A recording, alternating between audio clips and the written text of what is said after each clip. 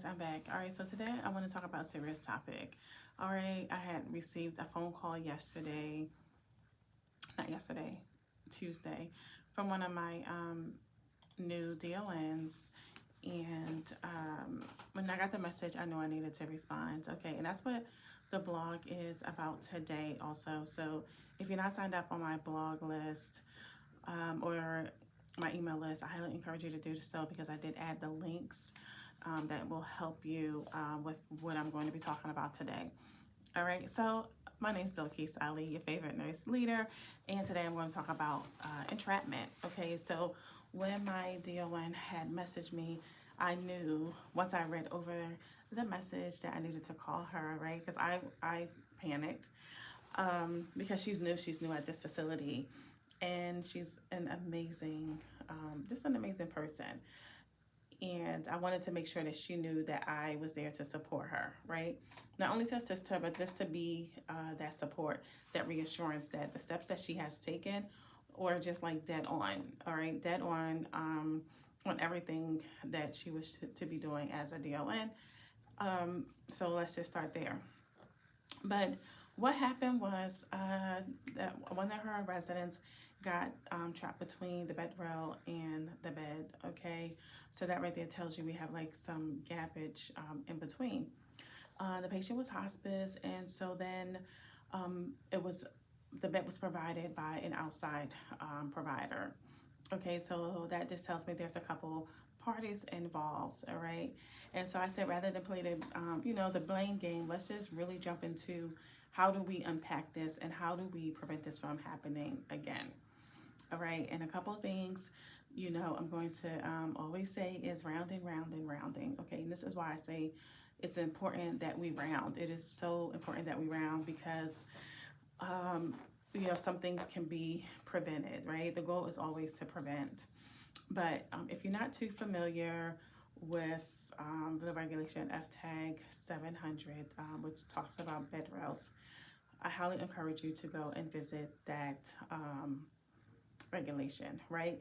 For one, some of the things you just don't know if you don't know, especially if you're new coming into the facility, new coming into the position, whether you be a DON, a unit manager, a supervisor, an LPN, you just might not know that, oh, somebody has several side rails on, like it might be okay. And the bottom line is that it's not okay. And there is so much stuff that you have to go through to even get side rails now, bed rails, okay? Because they can be such a hazard for our residents, all right? So that's what I wanted to talk about today. So after we unpacked everything, I was like, let's just do a 4-point plan, all right? So you had a patient that was, entrapped, with the bed rails. Immediately, I would treat this as with a 4-point plan and identify everybody else who would possibly be affected by this, okay? And I teach DONs or my nurses, just anyone, anytime something happens in your facility, if it happens with one person, I promise you it will happen with another. So you just look at the whole picture, okay? How many people do you have on side rails? And do they meet the regulatory components of having those bed rails? Okay, so that means with cognition, with medications, with bed mobility, with exhausting all of your interventions that you have put in place. It means that you have consent forms. It means that you have the measurements with your maintenance director on board. It means that you have it all care planned. It means that you are reviewing this quarterly at your care plan meetings. It's meaning that you have IDT meetings on this, okay? It's meaning, oh, let me evaluate this person again because they might have had a significant change in condition. There's so much information in this regulation that if you're not too familiar with it, I highly encourage you to do so, all right? So that's what the blog was about today. And you already know, once I have something happen with one of my DONs, I just feel like just sharing it, right? Because any one of us, this can happen to any one of us at any given time. But the more you know, the better you can prepare, right?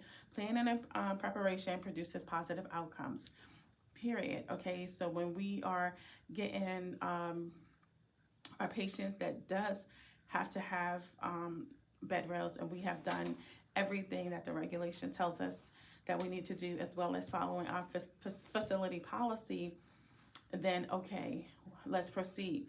But if you're missing any of those steps, guys, if you're missing any of those steps, I highly encourage you to take a look back and then, figure out a new plan on how to remove those bed rails from the bed. And I say that because a lot goes into, again, a lot goes into this regulation.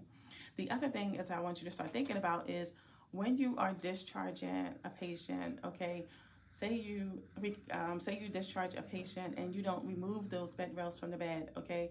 It might have been a patient that was there for rehab therapy, or the patient might have had bed rails prior. If you don't remove those bed rails, that new person will just automatically go in that bed, okay? Because the bed rails were on there. So get in the habit, make it a habit for every discharge, remove the bed rails immediately off of any beds. All right. If you have to get bed rails on another patient and it's coming from an outside provider,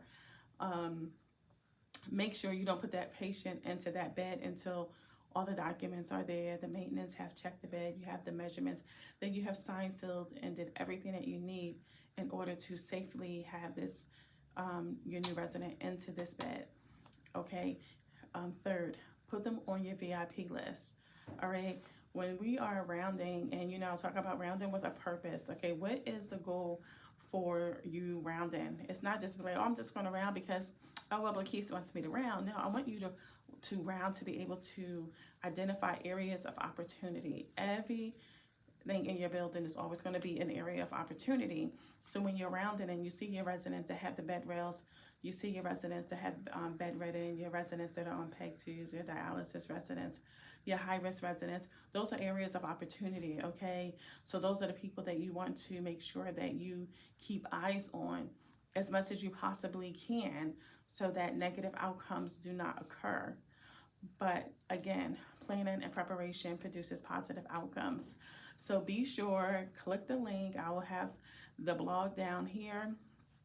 And then make sure you click those 2 links that I have inside of the blog, okay? Because those will take you right to the links that CMS has into the actual regulation under F700. And then you can look further into making sure that you and your facility are doing everything that you need to be compliant. All right. So as always, like, comment, and subscribe. And make sure, again, if you have any type of topics that you want me to talk about, let me know. Oh, and before I go, I have an LPN course coming out to help the LPNs prosper in the long-term care world, as well as RN supervisor and unit manager. All right, remember, DONs, you are only as strong as the team that you build. All right, follow for more tips. Have a great day.